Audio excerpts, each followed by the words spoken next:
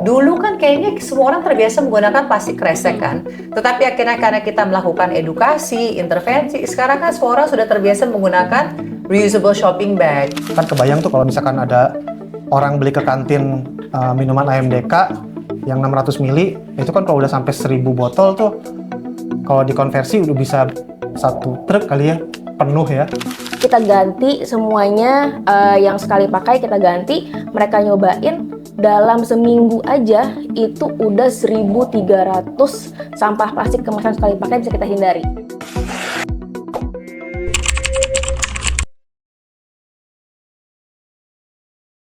Seberapa sering kamu mendengar Indonesia darurat sampah? Kalau berbicara mengenai pengelolaan sampah, kita familiar dengan 3R, reduce, reuse, recycle. Mungkin kamu adalah orang-orang yang familiar dengan recycle atau daur ulang. Padahal ada reduce, mengurangi, kemudian ada reuse, guna ulang, yang juga nggak kalah penting.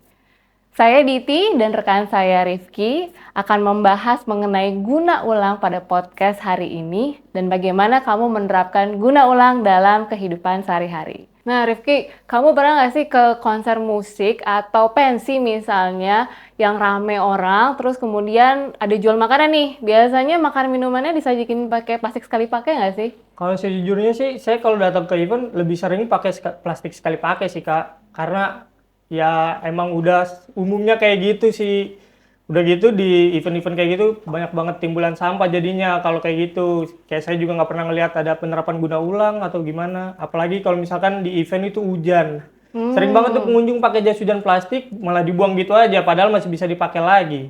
Jadi numpuk ya sampahnya Iya. ya. Gitu. Ada yang terpilah nggak nih sampahnya? Wah nggak ada sama sekali kalau kayak gitu ya Kak. Berarti belum ada event yang kamu datang yang ada sistem guna ulangnya nih? Belum pernah sih Kak sejauh ini. Makanya karena event ini banyak nimbulin penimbulan sampah, kita harus punya solusinya. Nah, kali ini kita udah kedatangan ada Mbak Nadia dari Balikin, Mas Kiki dari EasyFeel, dan Mbak Dani dari NView. Halo semuanya.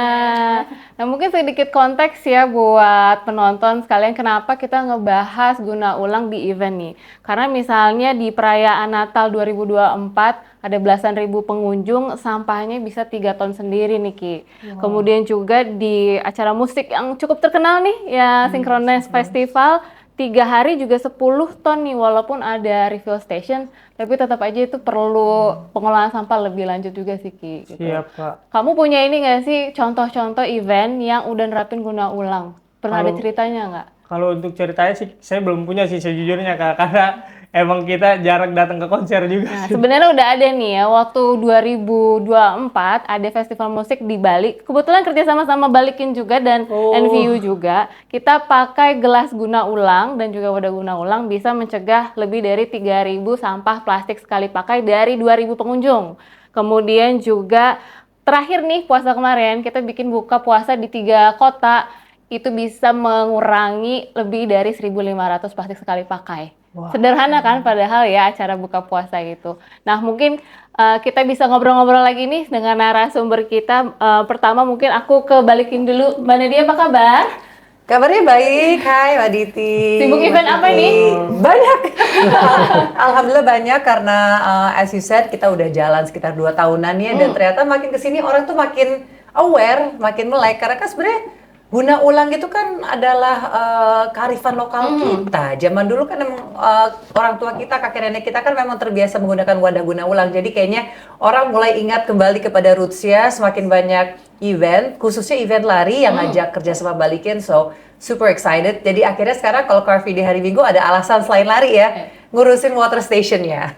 Nah, karena nyebut event lari, biasanya pelari yang aku lihat ya, belum pernah ikut sih, tapi kalau misalnya mereka ke water station, ambil minum, cupsnya langsung dibuang. Kalau Balikin, gimana cara nerapin guna ulang ya? Oke, jadi kan Balikin ini adalah sebuah sistem guna ulang ya, jadi nggak cuman cupsnya aja, tapi kita punya the whole runnersnya, pourersnya, bagaimana cara kita bisa membersihkan si cupsnya itu sesuai dengan standar untuk guna ulang, standar catering dan sebagainya, bagaimana cara kita storage.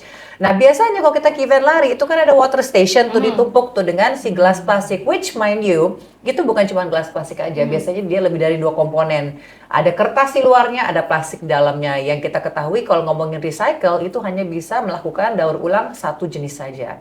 So itu benar-benar yang namanya cups guna ulang. Mereka bilang recycle, I'm sorry, I think that's Yang paper cup itu ya. Ya, paper cup itu nggak bisa. The only way dia bisa didaur ulang adalah kalau dipisah komponen kertas sama komponen plastiknya. Who is gonna do that?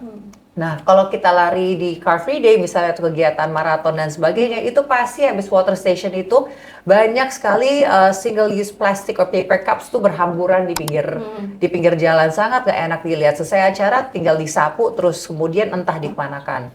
Nah, kalau balikin itu, kita memiliki cups dan cups untuk lari itu memang berbeda. Kita menggunakan silicone cups. Jadi ketika si runnernya itu lari, kita kemudian jarak 10 meter, 20 meter kita punya pitnya atau return stationnya. Jadi mereka tinggal lempar. Karena silikon itu dia sangat durable. It's silicone, it's BPA free, it's food grade. Jadi mereka minum. Biasanya kan runners itu cuma minumnya dua sip. 1 sip, 2 sip, sisanya mereka buang ke badannya untuk bisa cooling down. Mereka lempar ke situ udah lari lagi. Jadi it's that simple. Jadi bagi runners, kan kita juga tanyakan pendapatnya mereka bagaimana. Ya, Mereka bilang gimana tuh Mbak tuh? mereka bilang ya sama aja sebenarnya, sama aja karena ya ini kayak apa single use plastic or paper cups gitu, tidak ada perubahan perilaku. Perubahan perilaku yang ada adalah karena mereka ngeliat cups ini, saya kasih lihat ya. Karena mereka ngeliat cupsnya lucu, akhirnya mereka berhenti foto-foto. Itu aja perubahan perilakunya. Jadi nambah waktu di pit stopnya ya. Nah, tadi apalagi kalau ada ibu-ibu kan, perempuan-perempuan, mereka ngeliat ini kan warnanya gemes kan. So this is what I'm talking about. Itu buat olahraga biasanya Ini ya. khusus buat event lari, ini sangat durable, tebal, bisa kita stack, jadi biar bisa cepet isi water stationnya. Selesai tinggal dibuang, langsung kita dibuang ke pit dilempar stopnya ya, dibalikin, mohon maaf, dibalikin ke si pit untuk collection station ya. Ya udah kita bawa pulang ke tempat kita untuk kita clean sesuai dengan standarnya, kita air dry, terus kemudian digunakan untuk event berikutnya. Kalau ini biasanya untuk komunitas, ini juga ada banyak warnanya. Nah ini biasanya kalau habis lari ke race station, ke race village kan. Race terakhir ya biasanya ya. ini kan lebih banyak kan, jadi mereka mungkin bisa minum soft drink atau apa yang memang kita siapkan untuk berbagai jenis minuman yang berbeda. Oh, jadi seru banget ya untuk acara lari bisa pakai 3 gelas yang dulu ya. ini biasanya Ya, ya. ketika di depan ya maksudnya. Tapi nih Kak, saya penasaran nih, kalau misalkan ini kan balikin, misalkan ada yang ngambil terus nggak dibalikin tuh gimana Kak? Next, urusan sama saya. Nah, itulah perubahan perilaku yang perlu kita edukasi ya. Karena memang jujur orang lihat ini Kak, ini gemes banget, Iya, saya mau menarik pulang, banget Kak. kan kalau buat Betul. dibawa Berarti ini perwakilan orang-orang yang gemes pengen bawa pulang nih ya. Sampai situ Kak, Iya benar. Nah, makanya sangat pentingnya itu kita memang punya tim tuh runnersnya, pourersnya tuh mereka semua diberikan product knowledge dan memang juga orang-orang yang peduli. Jadi biasanya tuh nanti pada saat di collection point-nya atau di pit-nya itu selalu standby tim kita dan mereka yang akan mengingatkan untuk dibalikin lagi. Tapi so far, seperti kemarin kita baru ada acara lari, nggak terlalu besar, sekitar 300 peserta, itu 100% pengembaliannya. Oh. Jadi gini loh, orang mental nggak bawa pulang tuh udah ada ya gitu ya. soalnya yang menurut kami ya, orang-orang yang peduli dengan kegiatan seperti olahraga, kegiatan outdoor, pada dasarnya mereka memiliki awareness dan kepekaan terhadap lingkungan begitu. Jadi ketika mereka diberikan solusi, itu mereka sangat interested, sangat excited, begitu. Dan terbukti pada saat respon dari para pelari, mereka menyambut dengan sangat baik, malah mereka suka foto bersama. Ini beneran kuat ya, kita foto 1, 2, 3, lempar ke atas, tangkep gitu. Terus aku yang Jalan tertoga ya. kayak lempar toga, mbak kamu nggak ngejar waktu nih kayaknya. Oh iya, baru lari lagi gitu.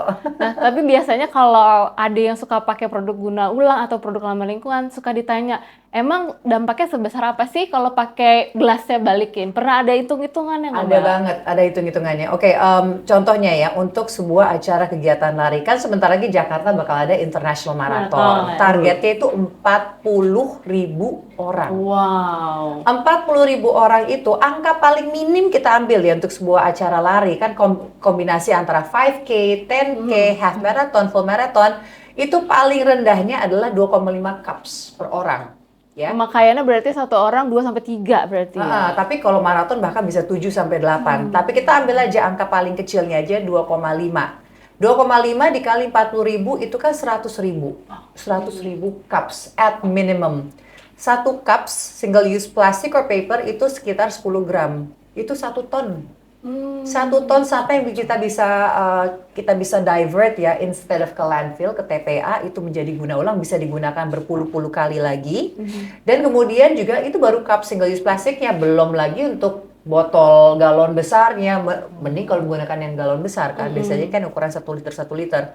Tapi intinya semuanya ada solusinya. Selama ada kemauan, ada niat, dan kita juga dibalikin, kita sadar ya banyak sekali brand itu mereka membutuhkan suatu bukti tanggung jawab, impact report. Kita bisa kalkulasikan, jadi misalnya event kali ini berhasil memitigasi 1 ton sampah plastik sekali pakai, ini ekuivalensinya ke berapa metric ton carbon. Jadi bisa carbon emission-nya bisa kita hitung juga, itu setara dengan berapa kali kita charge mobil listrik, setara dengan berapa kali apa, dan seterusnya. Agar bisa mengedukasi orang hanya dengan kita switching dari single use plastik, menggunakan guna ulang, itu ternyata tuh ibaratnya kita tuh sudah menanam berapa pohon mangrove misalnya, dan seterusnya. So it's very impactful. Jadi ada impact report setiap kali ada acara pakai gelasnya balikin, dan ada sisi edukasinya ya. Nah, itu yang justru yang kita sangat excited, sisi edukasinya. Jadi kepada brandnya sendiri, karena mungkin dari mereka, dari punya pegawai, tim sebagainya, mereka ada eagerness tapi they don't know how to, gitu loh. Jadi kita akan mengedukasi mereka juga. Kemudian juga orang-orang ikut acara lari juga. Edukasi itu adalah hal yang sangat penting. Dan juga saya ikut pada saat kita switching yang waktu itu antara plastik kresek. Ingat kan ya ketika kita mengadakan uji coba kantong plastik tidak gratis itu. Dulu kan kayaknya semua orang terbiasa menggunakan plastik kresek kan. Tetapi akhirnya karena kita melakukan edukasi, intervensi, sekarang kan semua orang sudah terbiasa menggunakan reusable shopping bag. Jadi yang namanya perubahan perilaku itu pasti akan bisa ya selama kitanya komit aja, konsisten, terutama dari sisi edukasinya. Nah Kak, tadi kan Mbak Nania udah jelasin penerapan guna ulang di event-event. Nah, saya mau tarik ke penerapan guna ulang di ruang publik nih Kak. Karena saya pikir penerapan guna ulang nih nggak bisa berdiri sendiri gitu. Karena percuma juga kan kita udah bawa tumbler tapi fasilitasnya nggak ada. Apalagi kalau ngomongin refill Kak. Nah makanya kita sekarang udah datengin orang dari EasyFill, Mas Rizky. Halo, apa kabar? Ya, baik. Mas Rizky, boleh dong kita tahu gimana caranya EasyFill ini mendorong penerapan guna ulang di ruang publik, khususnya di sekolah-sekolah. Oke, ya. Jadi beda sama Kak Nadia kan lebih ke event. Iya. Nah, kalau EasyFill ini pemasangannya di sekolah-sekolah, di kampus. Jadi kalau saat ini tuh kayak kita ada di 3 tempat, utamanya di base camp kita Bandung, terus Jakarta sama Bali. Jadi kayak di SMA, di SMK, di Bali ada, terus ada ke kampus-kampus juga. Nah itu tujuannya ya awalnya sih berdasarkan kegelisahan kita ya. Jadi kan dulu kayak bawa tumbler, habis pas siang, bingung nih ngisinya gimana nih. Masa minta ke ruang guru buat, Bu mau refill gitu kan. Kayak aneh gitu kan, tapi kalau emang disediain water station kan lebih oke lah ya. Itu kerasa sebenarnya pas kuliah. Jadi pas kuliah sebenarnya ada tuh tap water yang udah tinggal pencet, ngeluarin air sendiri, tinggal refill ke tumbler kita. Jadi kan terselamatkan. Cuman masalah berikutnya muncul tuh. Ini tap water siapa yang ngerawat? Kok ternyata lama-lama pas tingkat semester 3, 4 kok kayak udah karatan, nggak kerawat. Ya, baunya udah mulai berubah ya airnya. Kok airnya jadi malah ada kerak-kerak gitu kan gimana? Itu berdasarkan kegelisahan itulah jadi kami ngebuat water station EasyFill. Apa bedanya sih sama tap water? Jadi di EasyFill sendiri kita water stationnya tuh memasang sistem IoT. IoT itu jadi kayak kita memantau itu dari jauh. Jadi beberapa ngisi ulang tuh kepantau tuh. Jadi kayak misalkan kayak saya Kiki udah ngisi berapa botol sih setiap harinya, atau kayak ada orang jadi kedetek semuanya. Kedetek semua ya. Karena di situ ada sistem IoT-nya. Jadi buat si yang punya tempat juga nanti ada laporannya. Jadi kayak di tempat ini dia udah ada berapa anak sih yang ngisi, terus di titik mana ada berapa orang sih yang ngisi kayak gitu. Jadi semuanya kepantau. Jadi buat ngurusin kualitas air juga kepantau karena kan udah filternya tuh udah kedetek berapa ribu liter, jadi dia bakal harus ganti filter nih, bisa diganti filternya gitu. Terus kalau misalkan ditanya sejauh ini soal antusias pengguna EasyFill tuh gimana sih Kak? Karena kan tadi yang sesuai kakak ceritain kayak sistemnya kedetek apa gitu terlalu kompleks. Gimana tuh kak antusiasnya sejauh ini? Antusiasnya sih yang paling kita bikin seneng tuh pas orang coba. Jadi kan penggunanya tuh nggak hanya sekedar pencet. Jadi emang pakai handphone, tapi dia web based, nggak perlu install aplikasi, tinggal scan, dia order airnya mau 200 mili atau gelas yang lebih tinggi, 500 mili atau tumbler, nanti dipencet keluar sendiri airnya. Jadi orang pas dicobain, pas keluar sendiri dia langsung kayak seneng gitu. Jadi nggak kompleks-kompleks banget ya. Iya, Ya. sederhana sih. Jadi pokoknya Simpel itu ya. Simpel banget. scan barcode yang ada di mesin itu. Jadi Tinggal beda mesin, beda barcode. Jadi tinggal scan, nanti keluar. Terus bisa order juga air panas, air dingin. Jadi layaknya dispenser biasa, cuma semuanya dipakai sistem IoT. Jadi teknologinya, jadi buat kayak zaman anak Gen Z sekarang tuh kayak, wah apa ini? Pas nyoba, antusiasnya tuh emang. Instan ya. Berarti Rifki harus cobain kan Harus sebagai Gen cobain Z sih kan sebagai ya. Gen Z. Terus untuk dampak dari EasyFill ini di ruang-ruang sekolah tuh seperti apa sih kak? Sejauh mana? Ya kalau secara kalkulasi sebenarnya kan rata-rata di setiap sekolah anggaplah belasan atau 20 refill setiap harinya. Itu kan kalau kita hitung misalkan seminggu 5 hari ya kali 5 berarti 100. Itu kan kalau udah sebulan udah bisa ribuan lah, 1.000 sampai 2.000 botol yang tergantikan ya, botol plastik yang tergantikan jadi orang untuk refill aja. Kan kebayang tuh kalau misalkan ada orang beli ke kantin minuman AMDK yang 600 mili, itu kan kalau udah sampai 1.000 botol tuh, kalau dikonversi udah bisa 1 truk kali ya, penuh ya. Berarti mengurangi sampah yang di sekolah karena biasanya kan nggak terurus juga ya, numpuk juga ya, dan rata-rata kan memang sekolah tuh swadaya ya untuk mengelola sampahnya ya. Nah, sekolah mana nih yang biasanya paling antusias untuk ngisi air di EasyFill nih? Ada nggak championnya gitu? Kalau selama ini sih di SMA 8 Jakarta.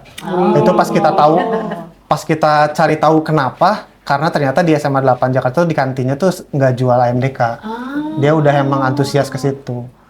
Beda sama sekolah yang mungkin langsung ke compare head to head. Ini refill, ini ada kulkasnya yang isinya MDK. Jadi kan orang langsung milih refill apa enggak. Ya kalau aku nggak bawa tumbler, ya langsung ambil aja yang ada di kulkas MDK gitu. Keren. Tadi kan championnya baru Jakarta. Ada rencana nambah lagi nggak nih? Di mana Jakarta, gitu? Bali tadi kan? Ya, Ada rencana inginnya sih nambah lagi. Cuman ya gitu, kita permasalahannya tuh sebenarnya lebih dari kayak apa ajakan gurunya atau dari pihak kampusnya yang ngajakin anak-anak biar bawa tumbler dong, biar nanti bisa refill, kita udah sediain tempatnya. Gitu. Jadi kan karena kan problemnya kalau misalkan ya gembar-gembornya kan orang udah bawa tumbler, bawa misting buat makan nanti di kantin. Tapi kalau emang nggak difasilitasi gimana? Ya kayak misalkan ada sekolah mana bawa tumbler kalau ke sekolah, ya itu nanti permasalahan kayak waktu kita bikin EasyFill pertama-pertama kan kayak gitu. Udah bawa tumbler, oke, pas udah habis jam istirahat, refillnya kemana nih? Jangan-jangan malah beli AMDK masukin ke tumbler. Sama aja kan kayak gitu. aja ya gitu, nambah-nambah sampah juga ya. Iya. Tapi menarik ya, di sekolah itu memang tempat untuk edukasi paling dekat ya sama individu dari kecil. Nah tadi udah sebut dari event, dari sekolah. Nah saya denger nih NVU juga punya inisiatif guna ulang di perkantoran ya Mbak Danisya ya. Mungkin boleh diceritain NVU itu apa dan apa yang dilakukan dengan sistem guna ulang deh kira-kira Mbak. Oke, NVU itu sebenarnya agak sedikit unik ya.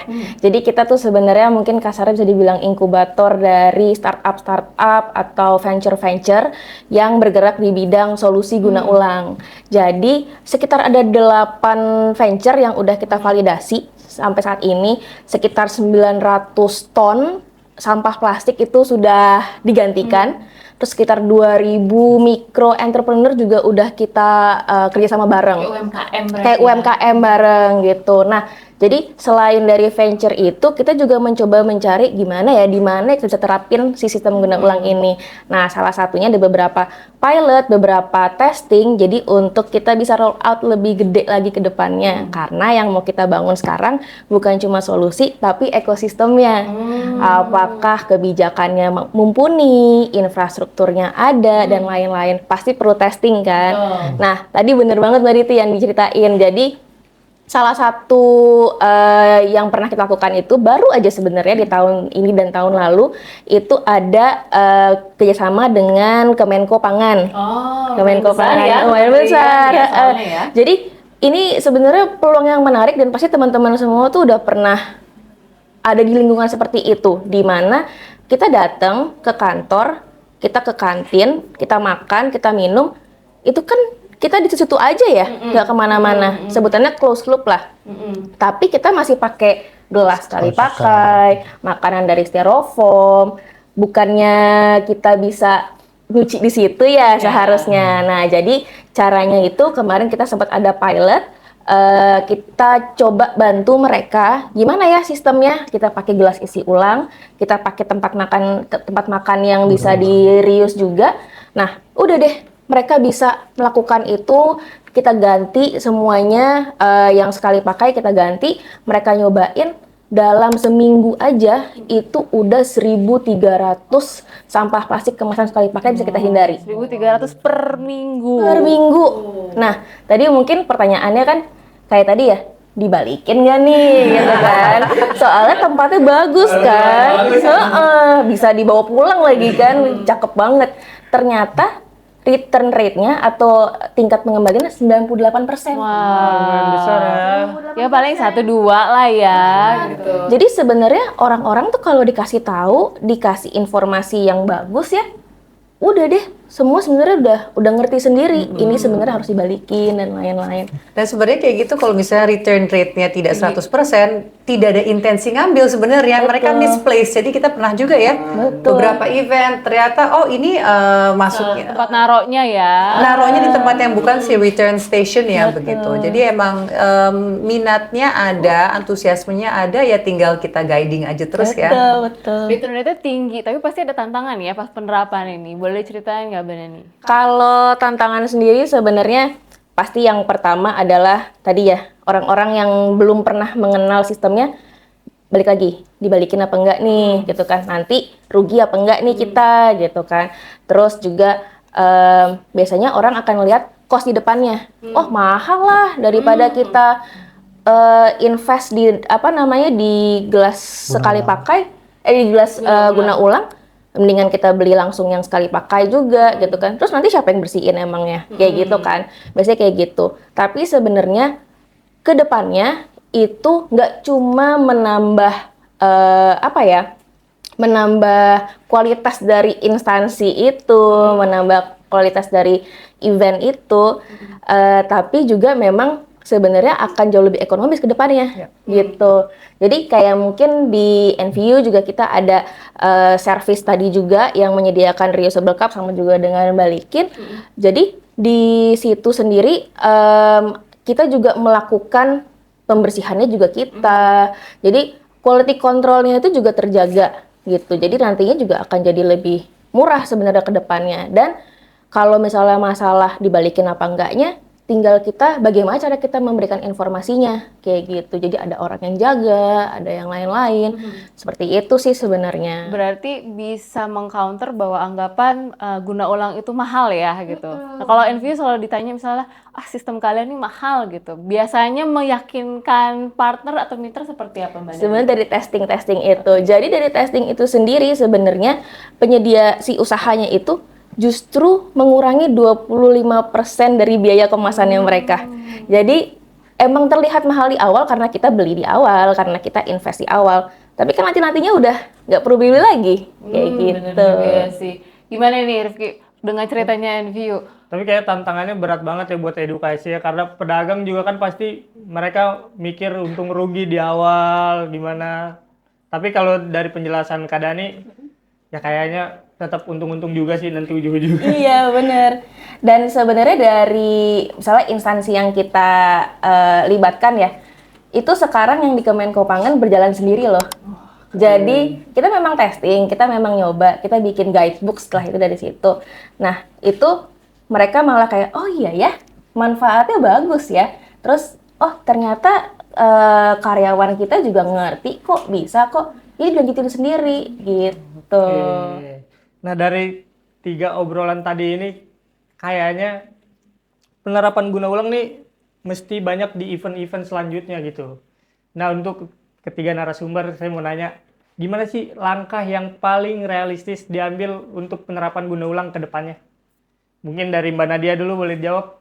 Langkah paling realistis ya, menurut aku sih harus ada orang yang berani mengambil langkah awalnya, either dari si penyelenggaranya, atau dari brand yang kerjasama dengan dia, atau dari komunitasnya. Let's say untuk komunitas pelari, kan ada beberapa pihak yang terlibat kan. Hanya butuh satu aja orang yang memiliki visi, yang memiliki keberanian. Oke, saya ingin kegiatan lari saya ini menjadi sustainable. Itu kan sebenarnya ada banyak sekali tingkatan-tingkatannya. Jadi kami juga dari Balikin yang sebenarnya kami adalah bagian dari Langit Biru Pertiwi kan. Kami juga memberikan pendampingan nih, kita bisa konsultasi. Yang kalian inginkan apa nih? Pengurangannya apakah hanya single use plastiknya kah? Apakah kalian butuh edukasinya kah? Apakah kalian dibantu untuk waste managementnya itu akan disalurkan kemana? Mana yang akan pergi ke TPST 3R? Mana yang akan ke pendaur ulang yang lain gitu? We can do the full circle. Dan saya yakin teman-teman pegiat lingkungan juga semuanya memiliki kapasitas dan network untuk ke situ. Jadi hanya butuh satu orang aja yang berkomitmen. Ekosistemnya udah ada sebenarnya untuk mendukung, dan kita akan membantu untuk mendampingi the clients, the brand, the community sesuai dengan objektif mereka, sesuai dengan budget mereka juga. Karena ya, this is kalau kita berbicara mengenai ekosistem reuse, ini kan kita masih pelan-pelan membangun bersama begitu. Harapannya sih one day sama seperti habit kita dari menggunakan plastik kresek menjadi shopping bag, kebiasaan kita sekarang bawa tumbler kemana-mana ya kan. Itu pelan-pelan aja kita bangun bersama. Begitu semuanya udah sampai di titik itu, ini akan menjadi suatu keniscayaan ya, suatu hal yang udah sangat biasa. Karena terbukti sudah bisa diterapkan oleh Balikin, EasyFill, dan juga Enview. Kiki gimana nih? Langkah paling realistisnya gitu.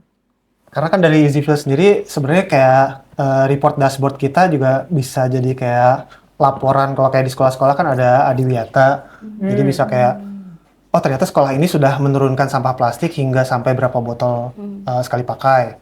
Terus nanti berarti dengan cara menambahkan titik water stationnya, misalkan kalau ternyata kelasnya ada berapa tingkat di lantai dasar, lantai 1, lantai 2 kan, jadi orang lebih tergerak untuk bawa tumbler ke sana kan ke sekolah. Jadi karena udah ada tempat refillnya, ya udah bawa tumbler deh daripada harus beli ke kantin sekali pakai kan, bisa lebihin lah. Mbak Danisha gimana nih kalau untuk langkah realistis kalau misalnya ada instansi yang mau bekerja sama dengan Enview untuk sistem guna ulang? Coba dulu aja. Karena kita udah ada beberapa kali testing. Terus terbukti oke. Kalau mau lihat hasilnya juga kita juga ada guidebooknya. Kita juga ada impact-nya juga kayak teman-teman yang lain yang bisa dilihat kayak gimana sih operasionalnya kemarin. Kalau penasaran bisa ngomong sama kita lebih lanjut juga. Jadi ini kan sebenarnya cuma mengubah habit sedikit ya. Jadi sebenarnya bisa banget. Tinggal mau apa enggak nih gitu. Aku yakin semuanya pasti bisa deh. Oke, berarti harus coba dulu ya gitu ya. Harus coba dulu supaya bisa ngerasain dampaknya seperti apa. Nah, kalau ngomongin perubahan, biasanya ada keraguan terkait mitos atau fakta nih. Nah, saya akan mengajak teman-teman narasumber untuk bermain. Di depan sudah ada papan bertuliskan mitos atau fakta. Iya, itu menggunakan barang-barang yang sebenarnya juga bisa digunakan lagi. Nanti saya akan tanya satu persatu, kita akan tanya satu persatu dan narasumber bisa menunjukkan ini mitos atau fakta menurut masing-masing narasumber, dan mungkin dikasih penjelasan sedikit kenapa pilihan itu. Mungkin saya pertama ke Mbak Nadia. Kata orang, menyediakan fasilitas guna ulang di acara olahraga tidak ngaruh untuk mengurangi timbulan sampah. Mitos tentunya. Tadi kan udah dijelasin ya. Setiap orang acara olahraga manapun dia pasti akan menggunakan yang konvensional, itu pasti akan ada sampahnya, baik organik, anorganik. Setidaknya dengan adanya Balikin itu bisa mengurangi secara signifikan untuk single use plastic or paper cups yang bisa kita buktikan juga angka-angkanya. Jadi Mitos ya, tetap bisa ngurangin ya gitu. dampaknya cukup besar juga, tadi udah dijelasin ya. Ya, Lalu ke Mas Kiki, kata orang isi ulang air minum itu cuma cocok di event kecil, bukan tempat orang besar dan ribuan orang. Mitos atau fakta? Isi ulang, oh maksudnya kayak Balikin ribuan. isi ulang air minum isi tuh ulang hanya air minum. untuk tempat-tempat kecil, rumah. Fakta. Gitu. Fakta. Kenapa? Karena waktu kayak di sekolah juga kan si mesin water station EasyFill itu maksimumnya waktu pas event dia hanya bisa menampung memfasilitasi 80 sampai 100 orang. Itu pas event. Jadi pas sekolah ngadain event, terus anak-anaknya diminta untuk refill, itu maksimum hanya sampai 100 karena emang kapasitas mesinnya. Jadi targetnya kalau emang mau sampai ribuan kayak balikin ya berarti mesinnya tinggal diperbanyak. Jadi mitos. Jadi bisa mitos, bisa fakta, tergantung. Yang ordernya lebih banyak. Jadi pas event banyakin aja. Investor yang besar Iya. Jadi kesimpulannya jangan cuma satu. Jangan cuma satu, yang banyak. Jadi jawabannya adalah mitos. Langsung di Atau nampungnya pakai toren penguin ya. mungkin bisa gitu. Oke, ke Mbak Danisa. Kata orang bisnis serius itu sulit berkembang karena nggak secepat dan semudah sistem sekali pakai.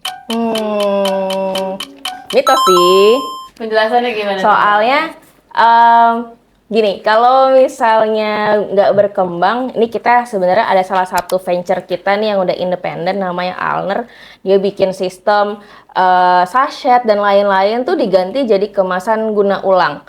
Nah, itu sebenarnya udah banyak banget marketnya gitu. Jadi sebenarnya kalau misalnya kita bilang susah berkembang, nggak ada marketnya, enggak kok, sebenarnya ada ya? Dan semuanya itu udah kebukti bahwa memang akan pelan-pelan. Kalau tadi ditanyanya sulit apa enggak sulit, mudah apa enggak, ya juga nggak mudah, tapi bisa gitu sih. Jadi tetap mitos ya. Tetap mitos. Nah, ini ke semua narasumber. Pertanyaan nanti bisa barengan ya, aku hitung ya. Air minum adalah kebutuhan dasar yang harus disediakan secara mudah di kegiatan publik. 1, 2, 3. Fakta. Karena rata-rata pada nyediain gelas juga ya, dan isi air minumnya ya gitu. Jadi kita bisa berkolaborasi nih dengan para penyedia air minum. Iya. Jadi ditunggu Bisa nih. para brand-brand ya Featuring, gitu ya. featuring. Itu jadi supaya mengurangi kemasan-kemasan kecil-kecil yang biasanya susah didaur ulang ya gitu.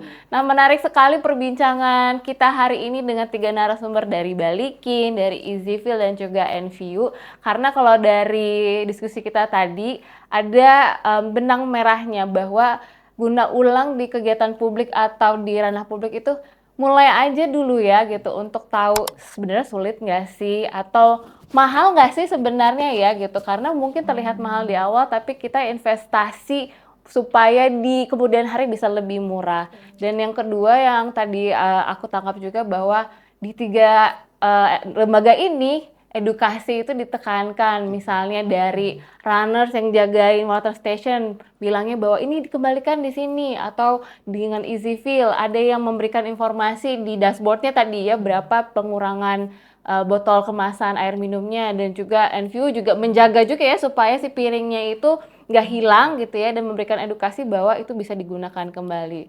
Ada tambahan nggak dari Rifki? Oke, mungkin untuk audiens-audiens yang dengerin podcast ini, kalau mereka mau kerja sama kalian bisa hubungin kemana, sosmed atau ada kontak yang bisa dihubungin? Oke, kalau aku pasti @balikin.official atau boleh ke @Nadia Mulia. Lu langsung tuh. Langsung gitu ya. Langsung berkaitan dengan guna ulang. Jadi nggak hanya untuk event sebagai hostnya, tapi juga penyedia gelas guna ulangnya ya gitu.